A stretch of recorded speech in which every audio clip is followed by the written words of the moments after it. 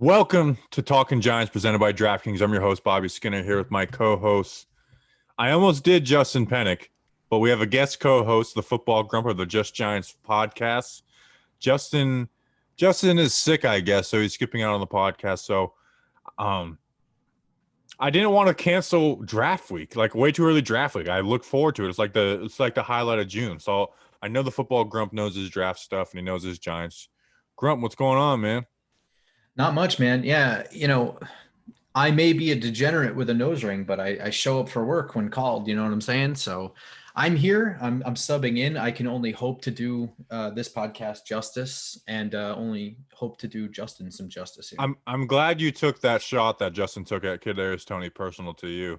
I'm just glad you're not wearing a Luigi costume, because I remember your first video live stream with us. You had a Luigi costume on. Was that the first one?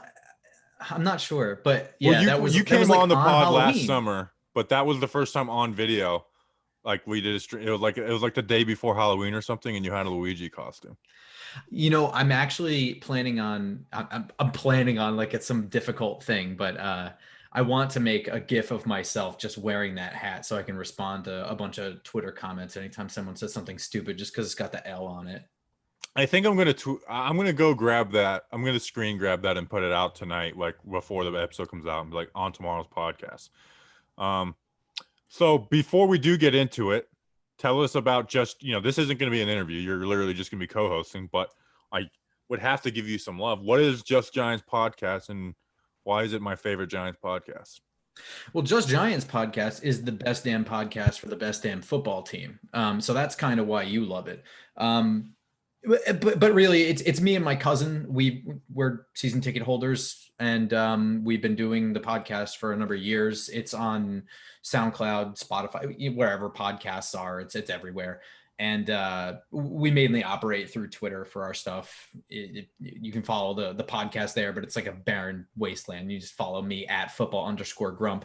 And we do, like, you guys are super duper analytical here, and I love that. And that was kind of my aim in the beginning, but I kind of wanted to stray into a different territory. And that was, using analytics and using film to take a level-headed approach to reactions to Giants games. It's so easy to fire off a really, really frustrated, angry, response episode. And it's really easy to make a really excited one, but it's hard to be level-headed and stay right in the middle. So that's kind of our aim. And that's kind of what we do over there at Just Giants. Yeah. And we had you guys on for our big, 3-hour episode last year. And I wasn't too familiar, but I listened to you guys after. I'm like, oh, wow. Like, that's what we're going for, is reasonable, like not hot takey. So it's a good show.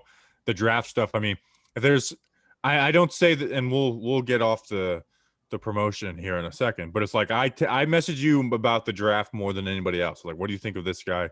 You saved us on night 2 with Aaron Robinson. It's like, oh my God, they drafted someone I did 130 profiles in the 3rd round. They drafted someone I didn't do one on. So you saved us with that. But to get off the promotion, is Justin soft for not recording a podcast on a strep throat?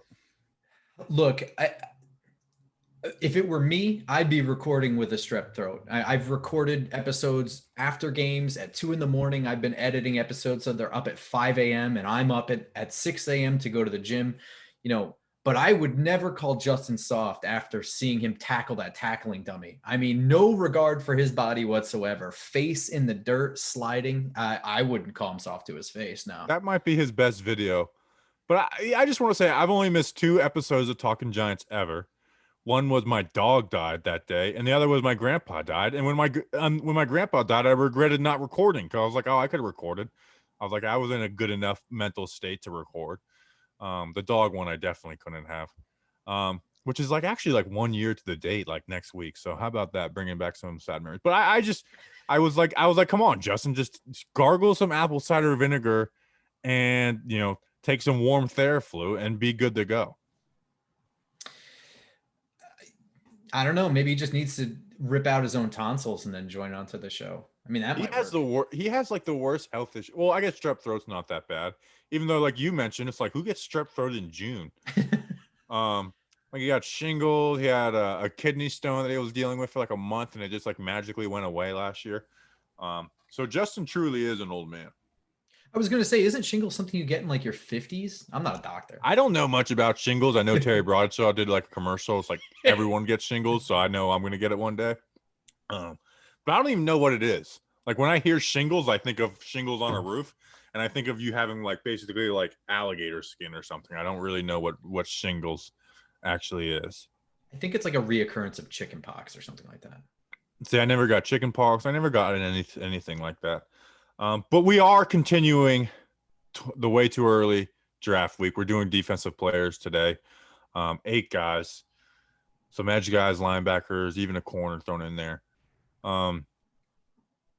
Want to just dive right into it? I mean, that's what the people are here. We're going to do Giant stories in a little bit.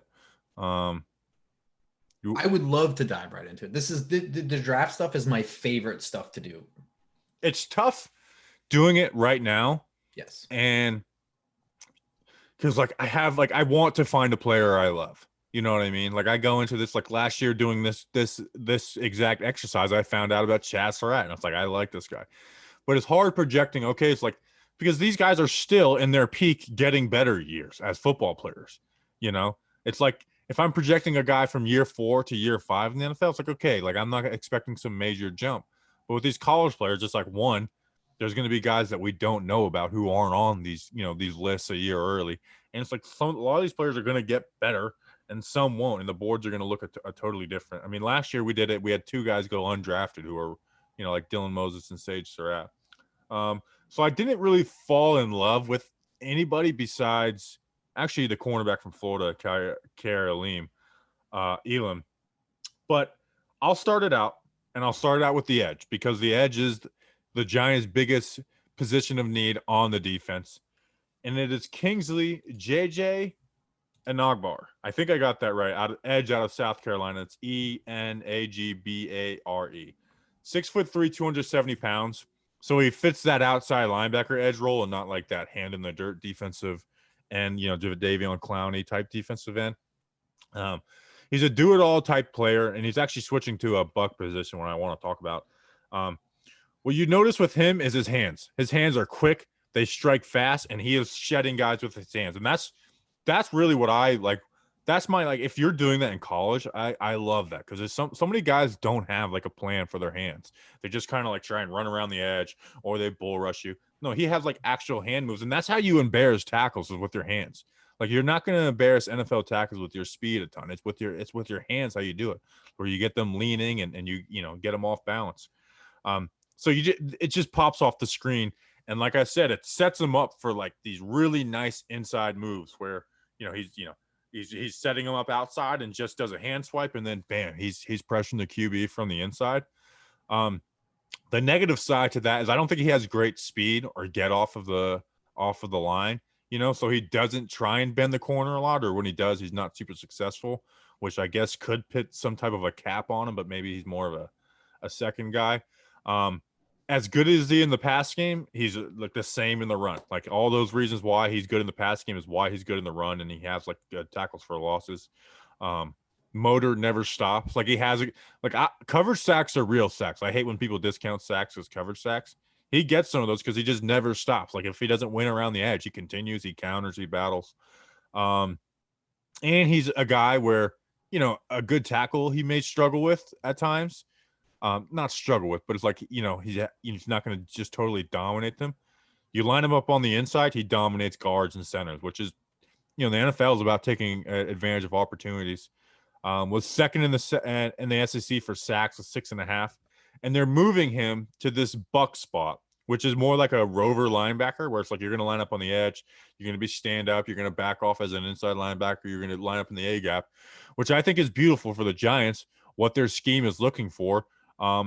Doesn't have much experience dropping the coverage yet, but he will this year playing that spot. So I'm really excited to see how he grows in that spot, because that's where his size and like his ability like projects as someone who would probably have to play that outside linebacker role. Yeah, I was going to say, I didn't know that he was moving into that buck spot. So the one thing I noticed is that he had no real coverage experience. It didn't look like to me at South Carolina. And it's kind of one of those things that we think the Giants are looking for in their guys is somebody to be able to drop back a little bit. So if he's doing that this year, then that's definitely something to watch out for. And, like you were saying, that it's really difficult to do these lists because you want to fall in love with these guys. You can't approach these June lists the way you do your like your March and April ones. Your March and April ones, you kind of have what you have going into this. This is a lot about banking on what this year is going to be. Are they going to take that next step? And it's really 50-50 with these guys. So this is exactly what you're talking about. Like, a lot of his development is going to depend on, is he going to drop into coverage, or is he going to be that straight edge guy? Because that's going to move. I don't want to say it's going to take him off the board for teams, but it'll move him places. I think his ability to do that and show that. Yeah. And I think him not like, there, we don't watch a ton at this point, a couple games, but there was never like, man, he just beat this dude around the corner, like just quick right off the ball, like didn't even need a pass rush moves or just did a little rip. But that's what I like about him, though, is he does use his hands. Those are the things I fall in love with, is guys who makes tackles have to think, where, it's a lot easier for a tackle when it's like you don't really have to think about your hands a ton, where it's just, make sure he doesn't beat you around the corner and make sure you're not oversetting and leaving your inside open. It's like, no, it's like you have to be ready for everything because he has those fast, quick, violent hands. So that's what I really liked about him. And what seems to be a decent edge class. Yeah, this one's certainly better than last year's, I would say, or at least it's looking like it's going to be better than last year. We don't even know who's going to declare, who's not going to, all sorts of different things like that. But the 2020 edge class might have been the worst one that I can remember in a while. When you're talking about his hands, I agree with you. Guys who have developed hand fighting in college, especially when they're not even seniors yet, is that's advanced. Most guys coming out of college, that's one of the things they got to work on. And even NFL players, they do off-season things where they do grappling classes and they do boxing classes, and it's to work on their hands. With him, especially, what I noticed, what makes his hand so effective is that he's strong as hell and he's really fast with it. He doesn't have a lot of wasted movement with his hands. That's like even more advanced than guys who just have developed pass rush moves and hand fighting ability and hand placement. Beyond that, he's productive with his hands already. That's pretty advanced. Yeah, and it all translates to the run game too, which is why it's like I can overlook him not being the fastest guy around the corners, like, because he plays like, a lot of these guys who they like Chris Rumph. I really like. Now Chris Rumph had speed, but it's like he is horrible versus the run. Where Kingsley, he can play it well versus the run too. So who is first on your list that you want to talk about? Well, you know what? I think it's probably the least chaotic way is to keep it in the same position group. So I had Kayvon Thibodeaux from Oregon. 6'5", 250 pounds, true junior this year. So may not come out, but probably will. Oregon's not really looking to be a powerhouse, I don't think. At 6'5", 250, he's got the right body type already.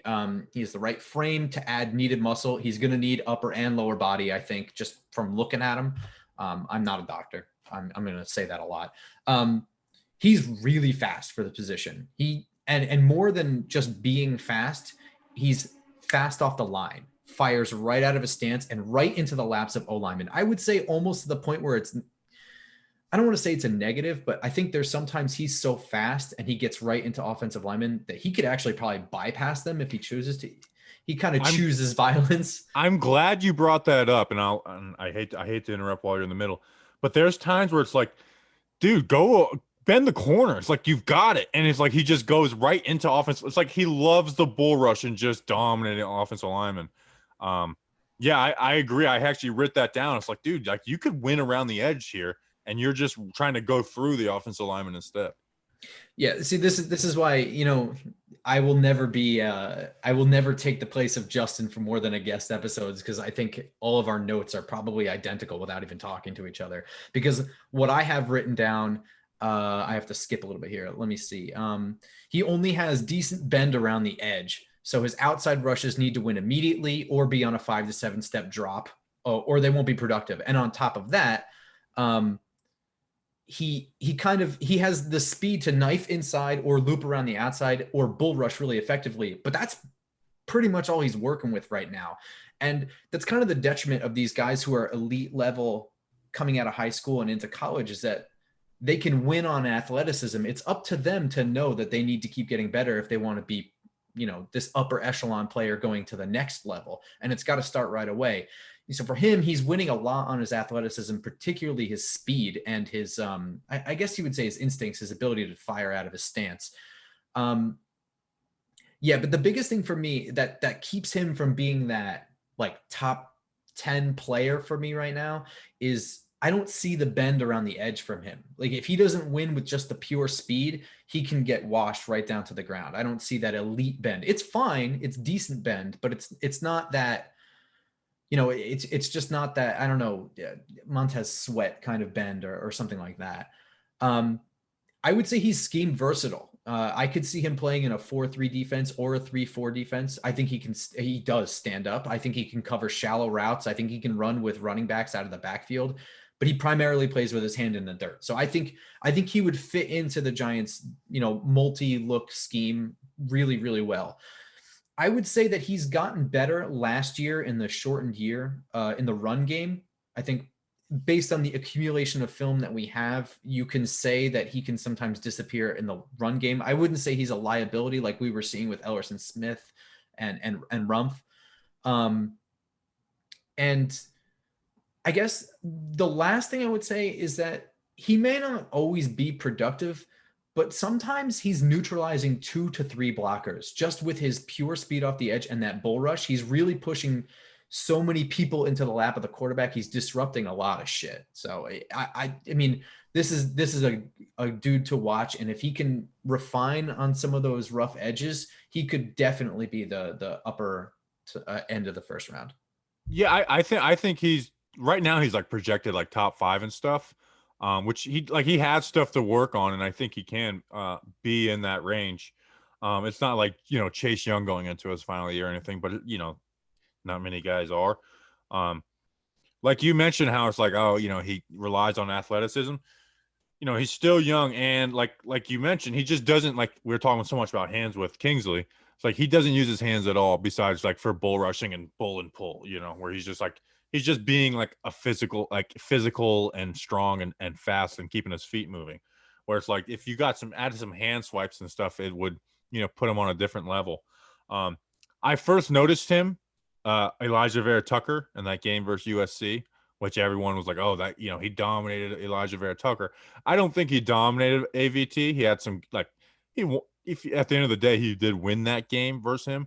But like, there's like good reps, like bull rushing Elijah Vera Tucker and pushing Elijah Vera Tucker back into the QB's lap, which is, I loved AVT, and obviously he's playing guard, not tackle, but still there. So yeah, he's not like done yet, but also like the Pac-12 also screwed their guys too when it came down to like they didn't start till late, so they didn't really have their off season. So yeah, if he adds, some pass rush moves instead of just me being fast and strong and going right through dudes, yeah, he can take that step to the next level. And as far as like, playing scheme wise, the Giants showed that they're not stuck in the way they played in 2020. Ellerson Smith doesn't fit the way they played in 2020. So they showed that they truly are trying to be multiple this year. So I like Kayvon Thibodeaux, and I'm looking forward to seeing him take those steps. And the guy's had 9 sacks as a true freshman. Yeah. Do you think that the drafting of Ellerson Smith really indicates that? I mean, to me, and I loved Ellerson Smith. I hopped on the live draft show that you guys were doing when he was drafted. I loved him a lot, but to me, he's still going to be like a rotational pass rusher. So I don't know if that's really an indication. I mean, there might be other indicators out there though. Well, I'll say that during the pre-draft process covering it, it was like, stay away from guys that are just pass rushers, like Rashad Weaver. It's like, I love Rashad Weaver, and spare me the comments. I know he got arrested after the draft. I wasn't predicting that. But it's like, he doesn't fit what they were trying to do. So, and it's a 4th round pick. You're taking but Ellerson Smith has the ability to drop back in coverage too. Like he's athletic enough. And And I think he showed up a little thicker than the Giants realized when remember after the first rookie camp when, Judge was like, you see some of these guys in person, you're like, wow, he's a little thicker than I thought. I think he was talking about Elton Smith because he looks the part for that outside linebacker spot. They did like a whole interview process on him and his weight gain from the moment he it's left crazy high how school. much he had. He went from like 195 to like 260. It's crazy. Yeah, it was really like a manual growth spurt. I've never heard of anyone putting on that much muscle weight in that short amount of time. I'm glad you put the disclaimer of muscle weight because I was gonna be like, yeah, I know a few people who have put that on. All right, next on my list, I actually was gonna do him first, but then I screwed up my sheets in the order I had him. Out of Alabama, and I don't think he's the best inside linebacker that I'm going to talk about, but he is like the top of the list for people. Inside linebacker out of Alabama, Christian Harris, 6'2", 232 pounds. In 2020, in 13 games, he had 79 tackles, 7 for a loss, 4.5 sacks, and an interception. Started as a true freshman in 12 games, had 61 tackles, 7.5 tackles for a loss. He is a naturally fast and quick player who is just like, it's effortless. Like you see his athleticism and it's effortless. It's not like he's having to, drive down and really, like sell out to get to the play quick. Like, no, it happens like pretty easy to him. For an inside linebacker, he shows up as a pass rusher. Like I'm going to put out a clip tomorrow of him like pass rushing versus the Gators, versus Georgia, where it's like, man, this guy's getting QB hits. He's getting sacks. And it's just that speed, that agility to get around the corner and bend. Like he just puts hits on QBs, and obviously that showed up with 4.5 sacks in 2020. So he shows up as a blitzer more than anything. And his blitzes can because of he has that speed, it can set other guys up on the offensive line where it's like you can, speed confuses offensive linemen when you got someone coming or looping around, and you have guys leaving when they're not supposed to do. In the run game, he is aggressive. He attacks aggressively, and a lot of times in the college game now, because it's so pass happy, these Sam linebackers are like they have to play 2 gaps, which a lot of guys get frozen up in that because they don't want to lose their gap responsibility. Now with that, he is a little like undisciplined with that too, where it's like he jumps the gap and then he leaves the gap wide open. But I'd rather him play with those instincts and then trying to figure it out. Like he's a guy who has a little ton of growth ability in him. Can scrape from the backside quickly. Sometimes he'll get caught up, and that's another thing. It's the more that I do this way too early draft week, I think it's like, what, college football is about learning how to use your hands, because I think when he does take on blocks, he doesn't get bullied or anything, but he doesn't like shed them like crazy because he doesn't really use his hands. He kind of just runs into guys, and he has the speed and the agility to win a lot without having to use his hands. But it's like, dude, just like add some hand usage. And the guy I'm going to talk about next, he's good at that. So like I said, he needs to use his hands to shed blocks anymore. I like his coverage ability. I know people will say that it's his weakness, and there was a Georgia play where he got put out in man coverage on the outside where they motion the running back, and he gets beat deep for like a 60, 70-yard touchdown. But it's like, don't put your inside linebackers in man coverage on running backs out on the outside, especially in the college game. But it's like in man coverage, even against like guys like Kyle Pitts, he was like right in their hip pocket. In zone, Alabama didn't get tested over the middle a lot, but it seemed like he understood like that cover 3 match scheme that Nick Saban likes to run. So, it seemed like he was passing stuff off well, but it was hard to say. But like I said, you put him in, I was watching him in man coverage versus Kyle Pitts, and it was like there was one time where Kyle Pitts, I thought, beat him really good. The other times it's like he was as good at covering as Kyle Pitts, as good as anybody did. So he is the second out of like the guy I'm going to talk about next, Devin Lloyd out of Utah. I would rank him just right now a higher player, but Christian Harris has all the ability to get better and become like a top of the first round number 1 inside linebacker. Yeah, I mean, the number one word that I have written down for Christian Harris is fluid. Everything looks, like you said, effortless. He's kind of just like gliding around and into gaps. I think his coverage ability is very good. Exactly what you said. I don't know the Georgia play that you're referencing where he's in man coverage against a running back on the outside. I can't imagine a situation in which you'd ever want to do that at the NFL level. You kind of do things with what you've got, and if he's not somebody who's a linebacker that could almost play slot corner, I wouldn't put any linebacker out there to do that. I mean, I can't. Can you think of a single NFL linebacker that you would put on man coverage against an NFL running back in coverage? Well, you think even like Isaiah Simmons, like his first game, he gets beat for like an 80-yard touchdown. Like, Yeah. So it's just like, how That's not a measure of a the running back linebacker's out. coverage. Like a lot of times it's just to see like what kind of covers they're in. And it's like, okay, like if you're gonna put the linebacker out there, make sure you got a safety over the top where it's not just all right, these two guys basically running in a straight line. Like Harris he's not gonna know how to win with leverage and press. Like it's basically just a running back and a linebacker running in a straight line. Who's faster? That to me is not the measuring stick. That's not the yardstick for how you grade the coverage ability of a linebacker. I mean, if he were a corner, then we can really scrutinize that play and get into it, but he's not. And I don't, whatever. It's anecdotal.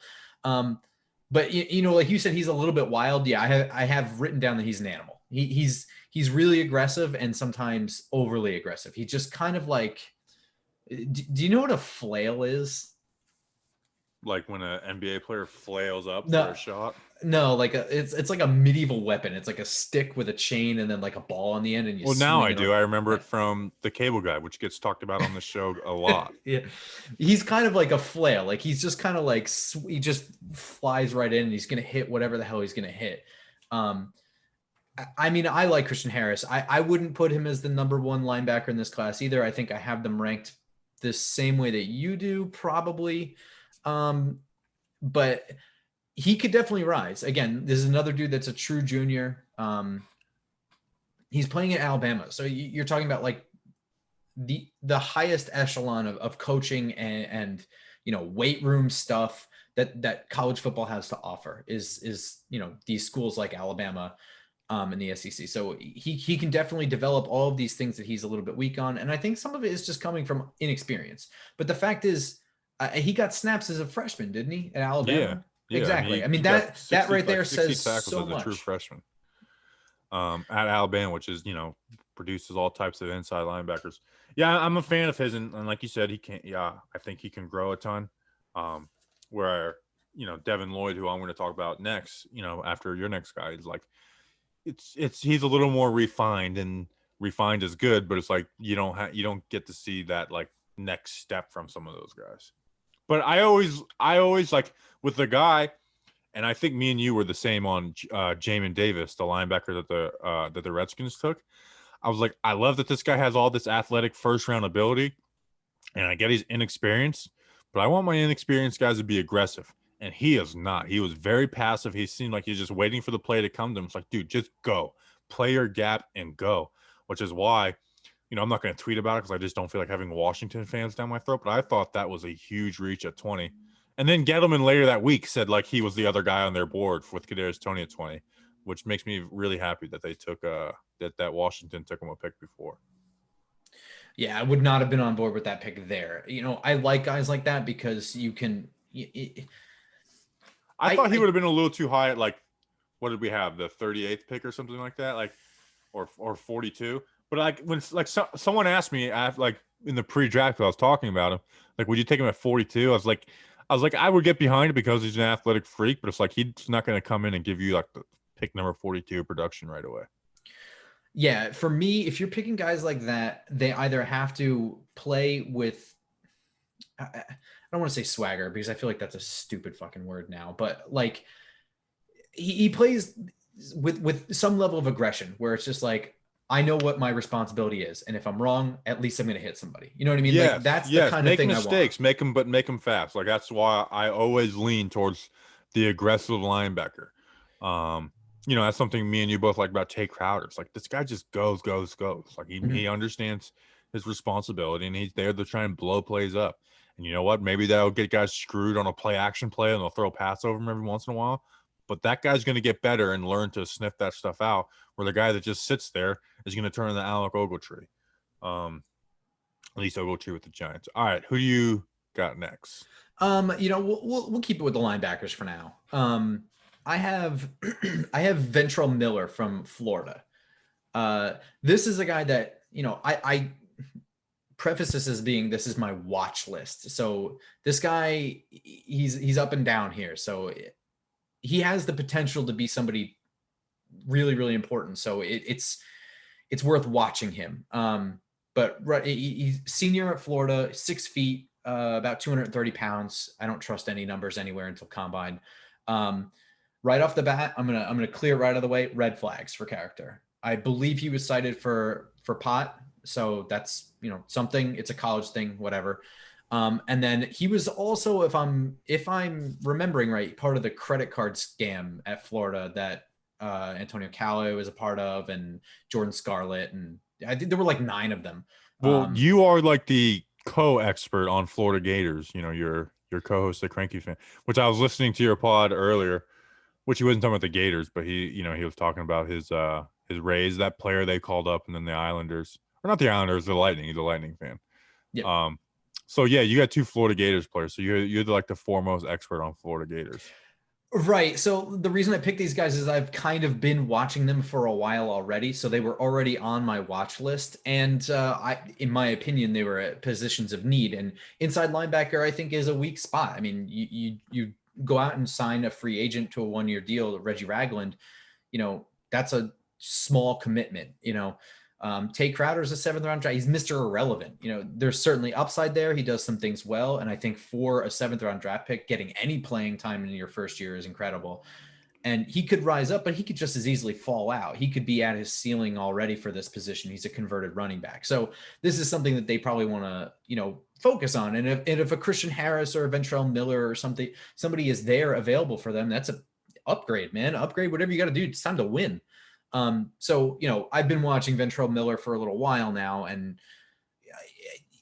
he has traits that you really want to look for. For instance, very, very rare for inside linebacker, sideline to sideline speed, straight up. I mean, he plays fast and is fast, and that's it's rare, and being an SEC school and having production and doing things like that is, I don't know. When I see athletic freaks in the Pac-12, I just kind of wonder how much their athleticism will get them in the SEC. So it's when somebody's athletic and utilizes its production in the SEC, I kind of give it a notch above, not to be, I don't know.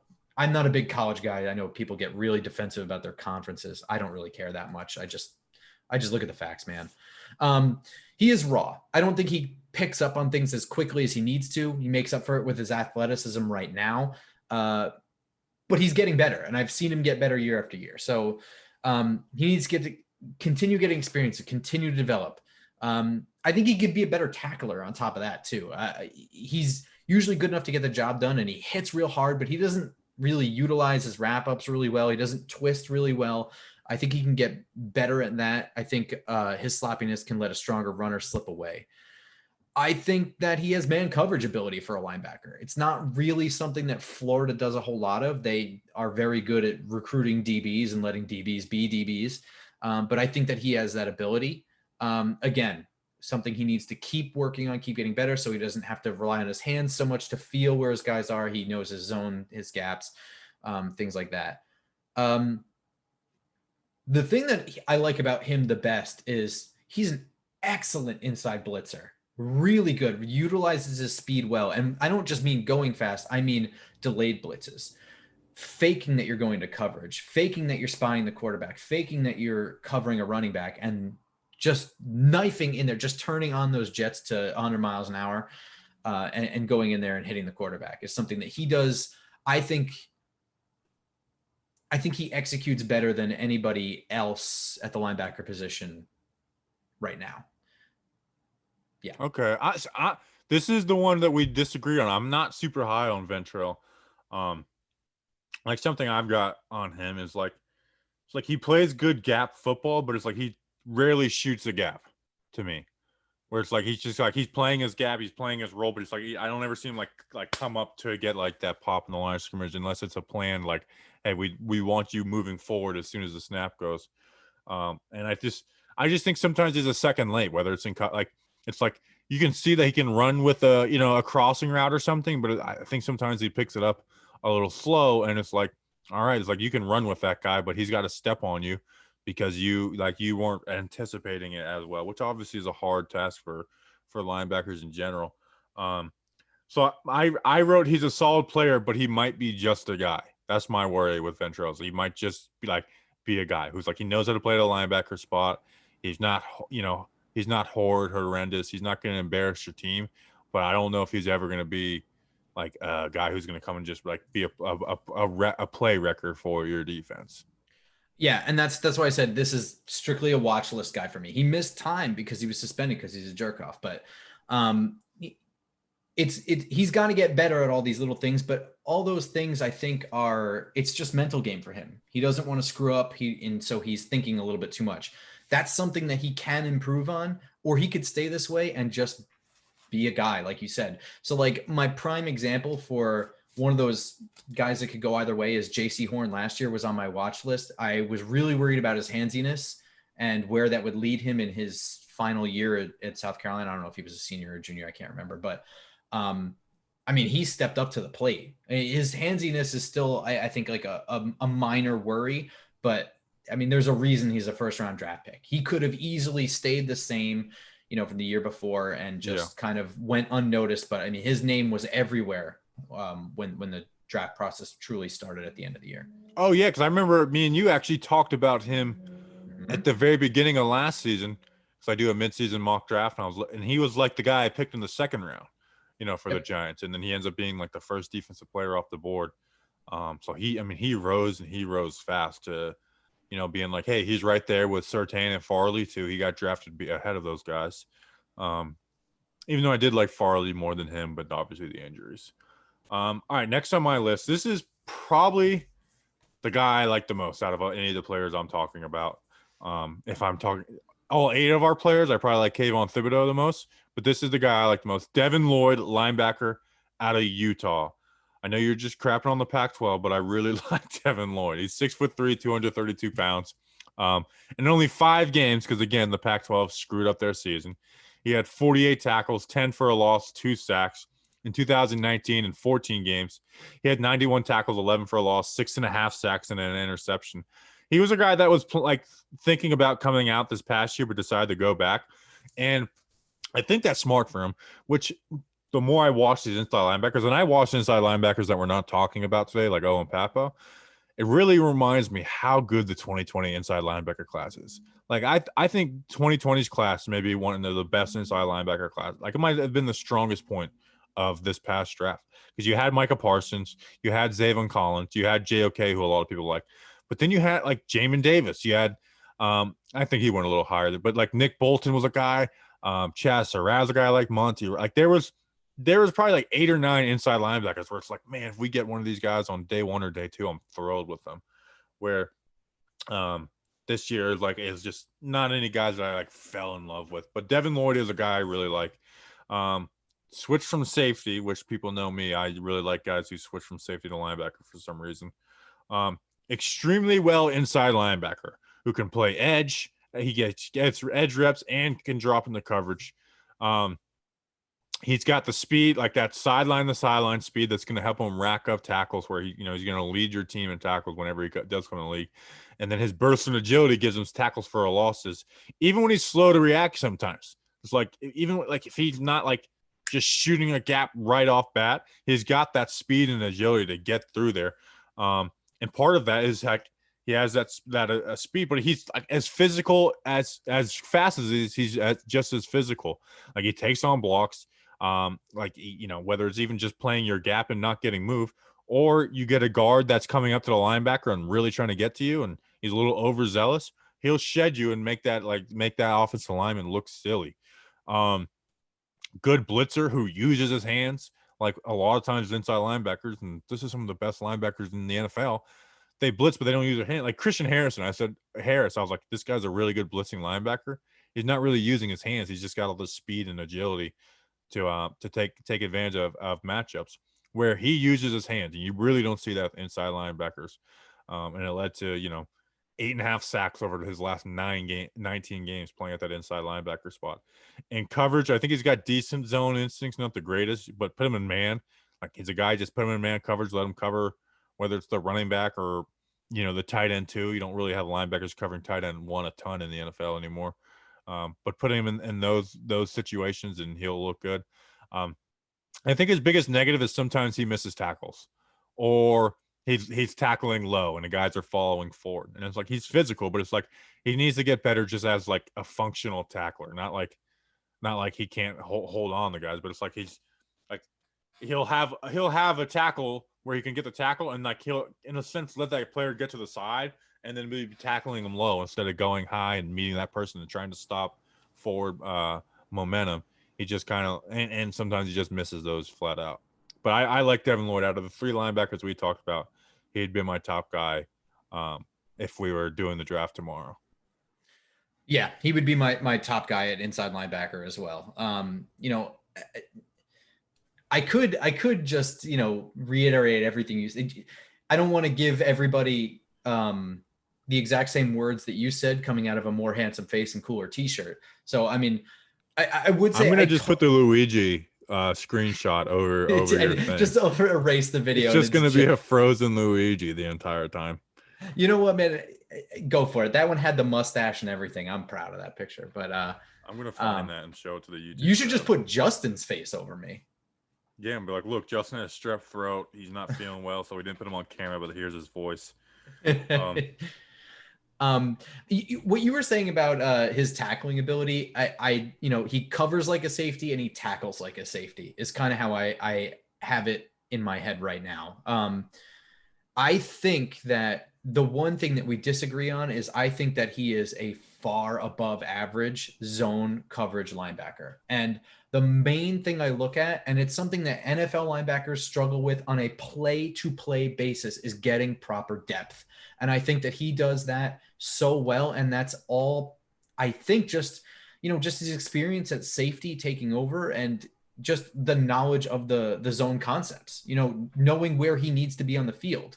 He completely erases some things just by getting proper depth. And it's something, like I said, that NFL linebackers, Giants fans should know. We haven't had how many times have some no-name tight end burned us for 200 yards and 3 touchdowns in a game because Wani Unga is our linebacker? Not lately, I will say that, though. Well, because we signed Blake Martinez. And Jabril Pepper. Like, even 2019, as bad as the defense was, it wasn't tight ends burning us like it had in the past. There was a couple games. The Cowboys, they did. The 2 Cowboys games they did. But besides that, we were pretty decent.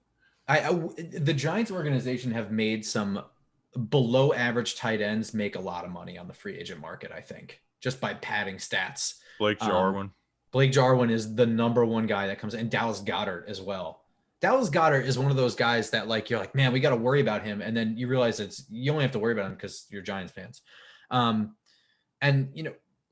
I think that's something that Devin Lloyd does that very, very, very few linebackers do, and that's getting proper depth in his zone coverage. And it's, we can talk about Ventrell Miller and his sideline to sideline speed, or, how Christian Harris can run with Kyle Pitts. But the most common thing that these inside linebackers do in coverage is zone coverage. So getting proper depth, I think, is the most important thing. Whether it's the most rare or not is kind of irrelevant. This is what's not irrelevant. There you go. Oh, wow. You managed to make a picture where I'm thinking and clearly no thoughts are going through my head. I know. I get so lucky. I just I go to this random spot in the video and screenshot it, and it's like I get it perfect. So that's going to be the promotional picture tonight. Perfect. All right, who is your third player? And then we'll do Giant stories after your player, and then we'll finish it off. So this is the one player that I did all my research on before this episode, and it's somebody I had written down. I wanted to look at for a long time, and I never had the time. I didn't feel the need to rush. And it's Perrion Winfrey from Oklahoma, defensive tackle. He gets a lot of praise, so I put him on my list. I hadn't watched a whole lot of Oklahoma last year. And I came away pretty unimpressed.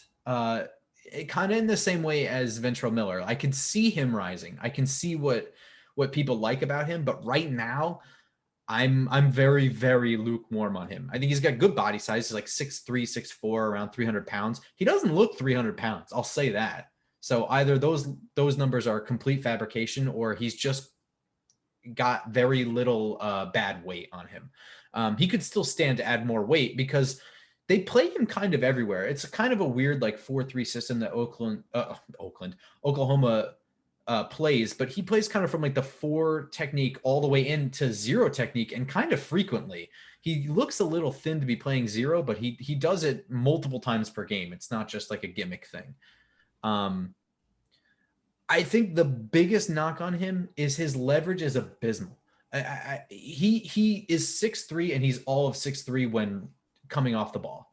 And he needs to be more like 4'1", but part of that is that he's super duper raw. He's a JUCO product that went to Oklahoma. He decided to return to Oklahoma for his senior year, knew that he needed to get better at his craft. So if his head is in the right spot, he's now at a place where he's got the proper coaching. Oklahoma is one of those upper echelon schools where he can get proper coaching, where he can get a proper off-season workout, where he can get, all that time in a proper weight room. I didn't even bother looking at whatever junior college he went to, because I'm not going to pretend that I know the difference between the elite ones and the not elite ones. So, but even the elite junior colleges can't compete with something like Oklahoma. I would say that like most of his production comes off of stunt work, and that's a lot of what Oklahoma does. Is they just run a stunt on their 2 defensive tackles, but they run it really well, and he does really well with it. His good quickness to jump inside. I think he might end up being more of that 3 technique, 4-3 defensive tackle that the Giants just don't really need. But I mean, there's so much there. He's like a lump of unmolded clay that can kind of become a lot of different things in defensive scheme. So definitely somebody to put on your radar and watch and see how he's improved. But right now, I'm not seeing a lot of the love that I see for him. If you had to bet, what round would you bet he goes in? Right now, based on what I've already seen from him in the film room, I wouldn't draft him until the 3rd round. That's me. Well, if you want to bet on that, DraftKings Sportsbook is not only my favorite sportsbook, but also America's top-rated sportsbook. I love using DraftKings Sportsbook, and it's easy to navigate. It has plenty of instructions for new bettors and nearly limitless ways to get in on all the action. My friends and family have been loving DraftKings Sportsbook, and I know you will too. Listen to this great offer. DraftKings Sportsbook is pitting you courtside with a chance to turn $1 into $100 in site credits. That's right. Pick any basketball team that is still in contention. Bet $1. If that team wins, you win $100 in site credits. Don't forget, DraftKings Sportsbook also offers great odds and promotions on baseball, hockey, and so much more all week long. DraftKings is safe, secure, and reliable, so you deposit and withdraw your funds at your convenience. Speaking of hockey, Cranky on your show was pretty cocky about the Lightning, and now they're stuck in a Game 7. How's he?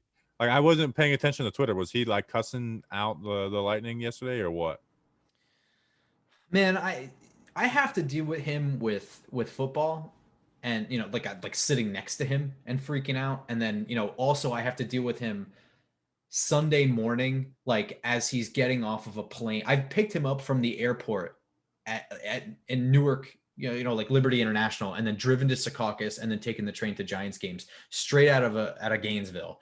And, if they lose, I don't even want to talk to him. I got to sit next to him. So the first 5 minutes, like, the Cranky Fan Sports Update is my favorite part of your show.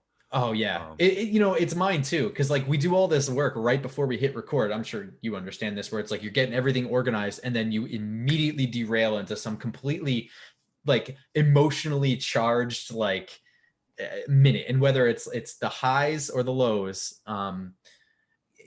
Cranky Fan is the Cranky Fan. I mean, it really is a whole embodiment. I have no idea what he was like about the Lightning game.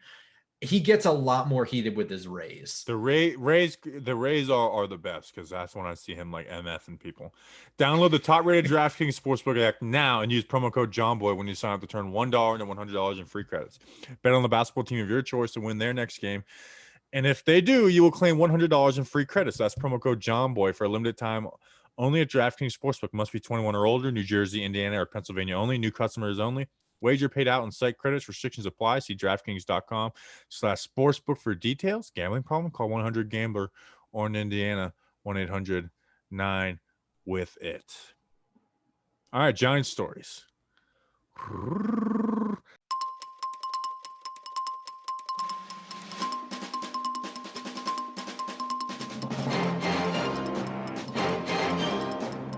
Matt Parrott, Xavier McKinney, and Alex Bachman were all at the Islanders and Lightning game 3 and 4. But guess who was at game 6? Ofedi Odenebo. Leonard Williams was under a waterfall and doing a bunch of other cool ass stuff in Hawaii. Andrew Thomas was at Hawks Sixers game 6. Sixers, you suck. Young Joka released international player, which caused a big ruckus. Cullen Gillespie was at the Astros Rangers game. Reggie Ragland was at a wedding. Julian Love was conducting his youth football camp. RJ McIntosh was at the Dominican Republic. Got that one really wrong. I said Dominican Republican. It's Dominican Republic with monkeys. He was playing with monkeys. Nick Gates was at the College World Series. Lorenzo Carter was on a bounce house party. Sandra Platzkummer was at a Soroco Raiders game in Austria, which is where he came from, and playing ping pong in the mountains. Everything they do in Austria is in the mountains. Gary Brightwell had a rap video out. Austin Mack went bowling. Glad Justin is not here, so we don't have to talk about boring bowling. Bowling's cool.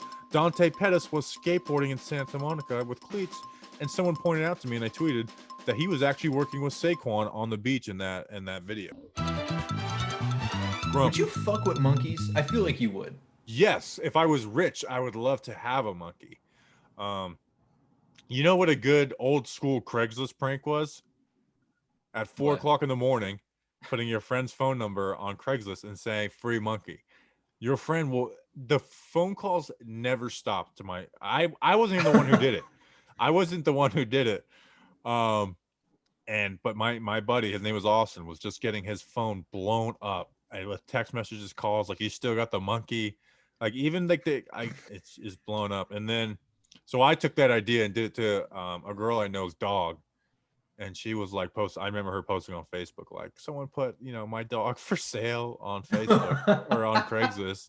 And everyone wants my dog. And I think I posted a picture and everything too. Craigslist used to be like a lot wilder now. Now it kind of sucks. Like, I used to put ads on there for my company, and now it's like, you have to pay for ads, and it's not what it used to be. It used to be like the wild, wild west. Yeah, I was going to say Craigslist, if the internet was the United States of America, Craigslist was Florida. Yes, that's a good comparison. So Leonard Williams was in Hawaii living his best life, but he always, like, even though he was on vacation in Hawaii, like his Instagram stories are always awesome. Like, so Darius Slayton put out Darius Slayton's a good, he's good at social media, and he's like, some people be taking vacation and it seems like they're always on vacation. And I was like, shots fired at Leonard Williams. And I think he might have not realized that I was being a little sarcastic. And he quote tweeted me with like, oh, like, no, he lives the life everyone wants to live. So I had to like try and clear it up. But he really does live the life. But yeah, the monk, like when I saw that Instagram story of RJ McIntosh with the monkeys, I immediately was like, man, if I ever get rich, that might be like a rich Bobby purchase is getting a monkey. You're out of your mind. You're nuts. If you took, like, obviously, you don't just let it run free in your house. You got to take care of it. But I think that would be cool as hell. Leonard Williams was playing with one too, with like a month ago. Even if you treated that thing with nothing but unfettered love, that is the one pet you could have that would murder you in your sleep. Well, just randomly one day after 30 years, the thing would just like find a kitchen knife and slit your throat. 30 years? I don't know. How long do monkeys live, man? I'm saying if I'm trying to play the math, if I'm going to ever get rich, it'll probably take a good 10 years. That's 40 years from now. So 70 years old. I lived a nice life. I had 30 years with a cool ass monkey, and he ended up turning on me. I'm okay with it. Lorenzo Carter, they were having some kind of birthday party with the bounce house. And this is kind of, whenever I tell like stories about my dad, it really like explains a lot with me. Because we used to get to like the bounce house for like my sister's birthday. I remember my dad and my uncles, they would scoot the bounce house over up and next to the house. And then at the like end of like whenever all the kids had went home and all the families, my dad and my uncles are jumping off of the roof onto the bounce house. And it wasn't like a straight jump either. It's like you had to jump out and into the bounce house, which was good. And then if you turn the bounce house off with kids in it, it's like, I just remember it always making my mom and my aunts really pissed off. But yeah, bounce houses, like there's so much more fun you can do with them besides just simply bouncing on them. I think honestly, the number one not talked about like killer toy is trampolines, and right behind that is bounce houses. I mean, those things are nothing but like injury factories. But at least bounce houses have walls to like protect you. Where trampolines, it's like if you have a trampoline, you're gonna end up going off of it at some point. Or the link will break. Yeah. Have you ever watched the videos of those they make like I've seen it on Facebook videos where it's like they drop like bowling balls and boulders off like or like a car off of like a 10-story like building into these big old trampoline. I don't know. I get caught in those wormholes sometimes of watch this SUV go fall 300 yards into a trampoline. I have not. I've definitely seen compilations of people getting hurt on them, and that's a rabbit hole I would fall down. Yeah, I think we had a trampoline for a little while. I think I was a little like kind of past that stage when my younger siblings like they got to play with the trampoline. Is there anything else? People going to sports games? That's boring. Dante Pettis. He was in Monaco with Santa Monica with Saquon. That's pretty cool. Did you say he was skateboarding with cleats on? Well, he was skateboarding and he had like his cleats in his hands. Oh. Where I was like, just skateboarding down Santa Monica is pretty cool. But then I see him in the background of the Saquon workout video. I was like, oh, that's even cooler. All right, that's Giant stories. We got two final players. I'm gonna let you go with your guy because he is who I think is the best player out of all the players that you actually know. I said that with Kayvon Thibodeaux, but I really like this guy and I have a hard time judging corners, but I really like this guy. So this is the dude I've watched since he was a true freshman. And this is another one of those guys was playing right away as a true freshman. And that's really saying something at Florida playing corner. And that's Kaiir Elam. True junior right now, 6'1", 180 pounds. He's Abram Elam's son. Abram Elam is probably most known for being part of the trade to Cleveland for Mark Sanchez, for the pick for Mark Sanchez. Whatever. But he's also Matt Elam's nephew, who was a safety in the NFL for a number of years. I knew Matt Elam more than I did Abram Elam. But I think Matt Elam was a Gator too, though, right? Yes. Okay, I think that's where I knew him from. Yeah, I don't remember who drafted him. I want to say Atlanta, but I can't remember. I'll look it up. But Abram Elam went to Kent State, and he was kind of like the unheard of one. But Kaiir right away from true freshman was playing. He's tall, 6'1", 180. He's a little bit slight, but he has that build to grow. He has really good speed, really good short area quickness. But most importantly, he plays with really, really solid instincts and really good football intelligence. He very rarely makes mistakes. I would say if there's one thing that I think he can work on, it's being a little bit more aggressive. I don't want to sound like a broken record, but I really do like people who would rather make a mistake at 100 miles an hour than be sure of themselves at 75 miles an hour, because that 25 miles an hour is all the difference in the NFL. But remember also, true junior. So plenty of room to keep getting better. Florida used him mostly as an off-ball corner, like way off. There's not a whole lot of film of him right at the line of scrimmage, but there is film there. He's done that. He's also played inside. So, I think that lack of experience right on the line of scrimmage has caused him to be almost too not handsy. You know what I mean? Like, he's definitely not going to get you a ton of pass interference calls when he's playing off ball, but he's also not going to jam very effectively, I think, right now, because he doesn't have a lot of experience with it. In fact, I would say maybe almost none, because he plays so infrequently at the line of scrimmage. But he's really, really smart. He's very patient to watch things develop and understand what's going to happen. He's very, very infrequently beaten on fakes or doubles. he could be a little bit faster, I think, but there's room for every player to grow. He's Right. an excellent tackler. And it's my favorite thing is that, and it's very much of what the Giants did as a defense in 2020 is a bend, don't break. Like if it's 3rd and 10, you're getting 9 yards, but you're not getting 9.5 or 10.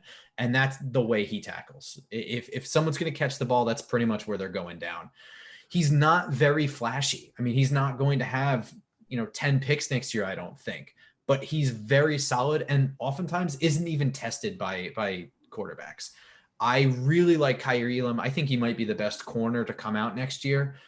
We'll have to wait and see, but I've been watching him for like 3 years now and just get better and better and better. I like him a lot, man. Like you mentioned, he's active in the run game, and they use him as a blitzer too, which that stuff does matter.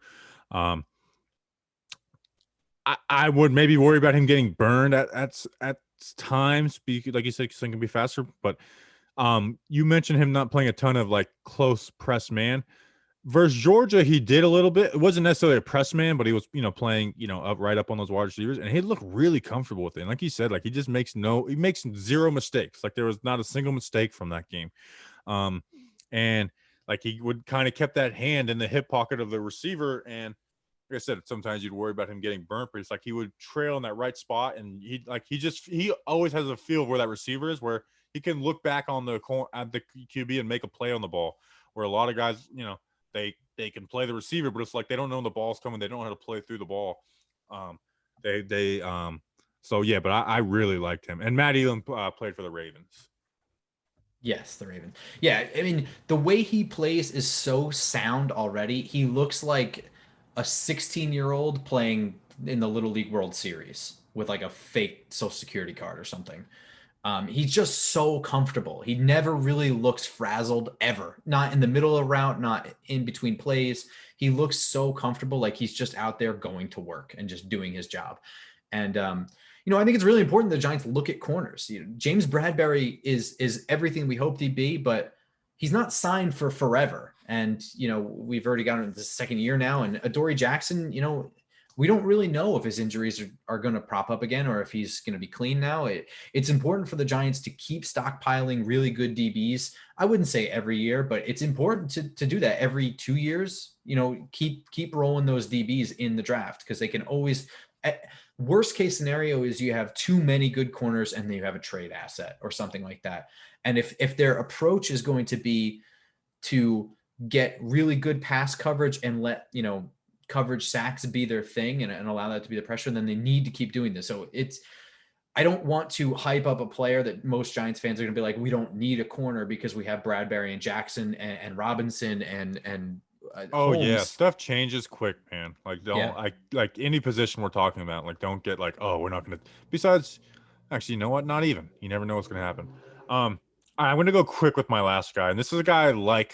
He's just like a guy. He's just a guy I like. Now I don't think he's projected to go first round. I've seen some with him in the second round stuff, but it's so early. But I'm a Miami fan, so I got to put a Miami guy in there. Safety, Bubba Bolden, which is just a great safety name in general. 6'3", 200 pounds.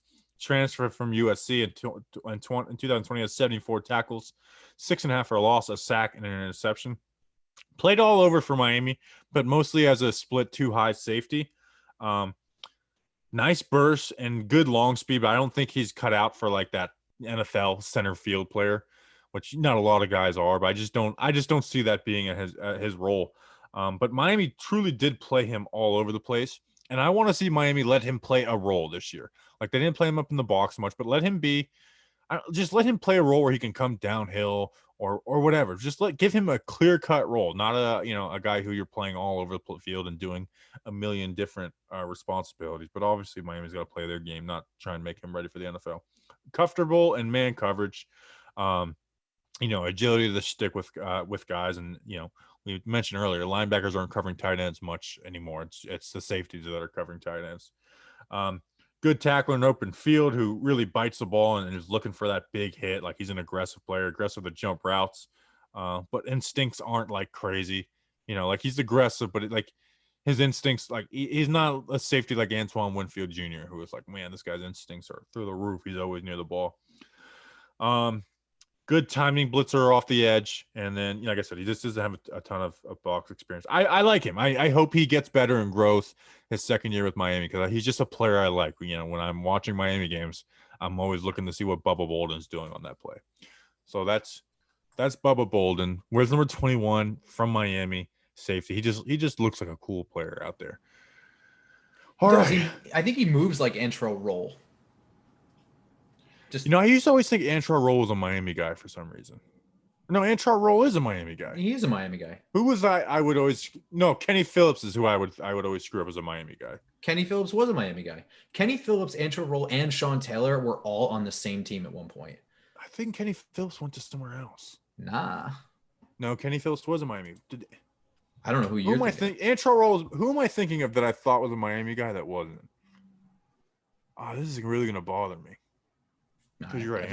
I've successfully done my co-host job in annoying you. Arizona, he played with the Cardinals. That's where I screwed up. That's really what's safe. And it was on a Talking Giants episode, and somebody corrected me. Like, this guy didn't play at Miami. Oh well, I screwed it up. I'm not gonna waste any more time. We can follow you at @football_grump. Go subscribe to the Just Giants podcast. Thank you for subbing in on short notice. Truly do appreciate it. So everyone go follow them. Go check out their podcast. I know you guys are fiending for Giants content this time of year. You guys are doing like your schedule preview right now and talking some other things. Although your last episode, I think some people might get a little mad at you for your retired number take. But just my take. Yeah, it wasn't a disrespect to the player you're trying to talk about. Not at all. It's just I agree with you. Okay, so let's unpack it real quick, and then we'll end the show. You're talking about retiring numbers, and like I don't think we should be so quick to retire numbers. Eli, I think it's fine to be quick because Eli is like he's the most iconic player in franchise history, even more than Lawrence Taylor, I think, who is like arguably the great. Like I do think Eli is more important to the franchise. Maybe that's me being young and a little naive. But what sucks is the Giants retired so many numbers back in the day. And now they were for good reasons, guys who've like fought in World War II and stuff, but it does kind of suck. It's like we don't have a ton of numbers. But I do agree. We're like people like who took Kadarius Toney took number 89, and people are like, that's disrespectful to Mark Bavaro. It's like, listen, I like Mark Bavaro, good player, Super Bowl, but Mark Bavaro's not a retire his jersey type player. Like I like him. So I think since 1980, I think Hall of Famers. I think Hall of Famers should get their numbers retired. So I think Eli, Strahan, and no one's wore 92 since Strahan, but it's not officially retired.